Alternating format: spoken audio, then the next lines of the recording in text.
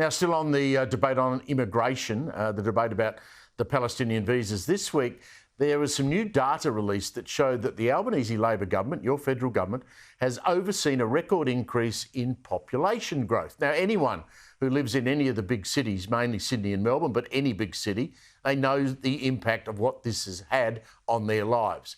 Now, since the Albanese government came to power in 2022, 1.15 million, I'll repeat that, 1.15 million migrants have entered the country, if you can believe that number. That beats the previous record set by the Rudd-Gillard government by 62%. Now, the Institute of Public Affairs undertook an analysis, and research fellow Saxon Davidson joins me now. Saxon, these numbers are extraordinary. Now, rather than cutting migration, this government seems to be letting it run rampant. You're exactly right, and they simply have no plan to cut migration, even though they promised to cut net migration in the most recent budget for the last financial year. Now, the amount of migrants that were let in the last financial year resulted in a housing shortage of 24,000 homes. And if nothing changes, this is going to result in a housing shortage of 250,000 homes, over 250,000 homes by 2028. The level of migration that this government is simply pursuing and is attaining is simply putting Australians behind, and even regardless of whether they just got here or they've been here for generations. What do you think's behind those inflated numbers? I mean, when you go back and look at your report and you go all the way back to the Hawke-Keating days, you can look at, as we said there, what happened during Rudd and Gillard. Why the explosion? Is it the political nature of the left-leaning federal government we now have? What's driving this? What's driving this is that they just simply have no economic plan besides population growth. In 2023, 85% of all economic growth in Australia was led by population growth. And when you compare that to the Hawke and Keating years and the Howard years in the 90s, it was as low as a third.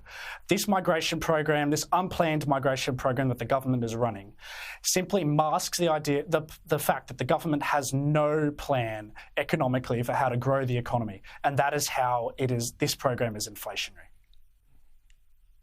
I remember back in the 2000s in New South Wales and Sydney, I mean, the then Premier, Labor Premier, by the way, Bob Carr, said, hang on, look, Sydney's full. We can't take any more people. Our various mayors of Western Sydney local governments saying, look, why are all these people coming into our area? We can't cope with it. We don't have the houses. We don't have the infrastructure.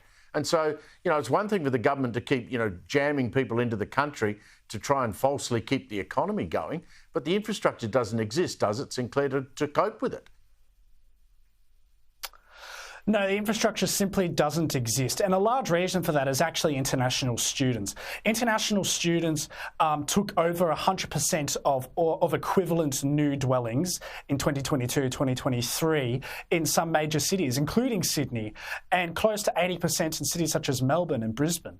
The infrastructure simply does not exist. And the only policy lever available to the federal government, not the state governments, but the federal government, is immigration. And it's a popular policy lever to pull.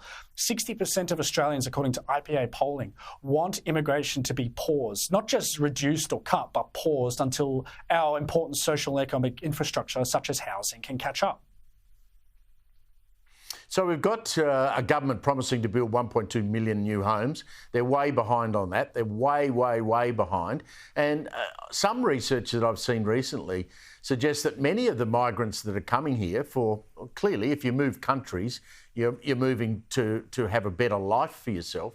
But many of these migrants don't want to be jammed into apartment blocks. They actually want what most Australians want, the Australian dream of a quarter-acre block and a house and a backyard. So many of them are arriving with money, and that is then causing great pressure on the housing market right around the country.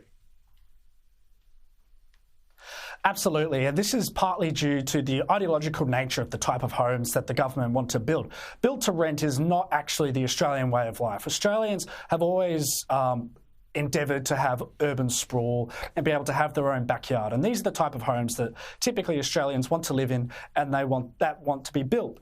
But unfortunately, this is not the type of housing that the government is pursuing, and they're not building enough homes anyway to fill in the amount of migrants that they're bringing into the country. And just finally, you're convinced there's a link between inflation and the numbers of people that we're bringing into Australia? 100%. And this is simply because that all of our economic growth, 85%, as I mentioned earlier, is being led by population growth. This means there's very little productivity into the economy from businesses, and it's not being encouraged by government. We have a record amount of red tape. We have a record amount of green tape. And the government is routinely criticising and re-regulating our most prosperous industries. The link between inflation and our current migration program is undeniable.